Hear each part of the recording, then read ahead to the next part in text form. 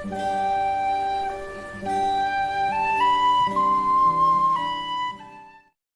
கிராமத்தில் ராமு என்ற விவசாயி ஒருத்தன் வாழ்ந்து வந்தான். அவன் எப்பொழுதுமே வயலுக்கு போயிட்டு வேலை செய்கிறது தான் அவனோட வேலை. ஒரு நாள் அவன் நண்பன் என்ன பண்ணான், அவனை பார்க்கறதுக்காக அவனோட வயல்வெளிக்கு வருகிறான்.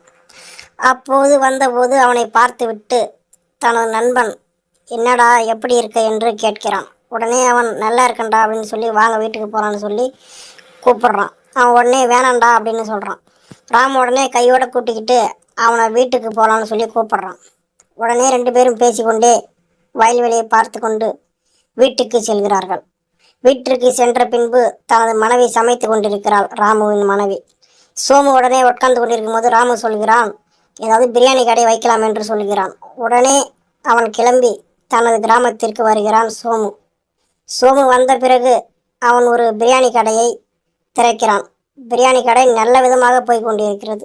உடனே தனது நண்பன் யாமகம் வந்து தன் நண்பனை பார்க்க செல்கிறான். ஏனென்றால் அவனால் தான் நாம் இந்த நிலைமைக்கு இருக்கிறோம் என்று நேராக நண்பன் வீட்டுக்கு செல்கிறான்.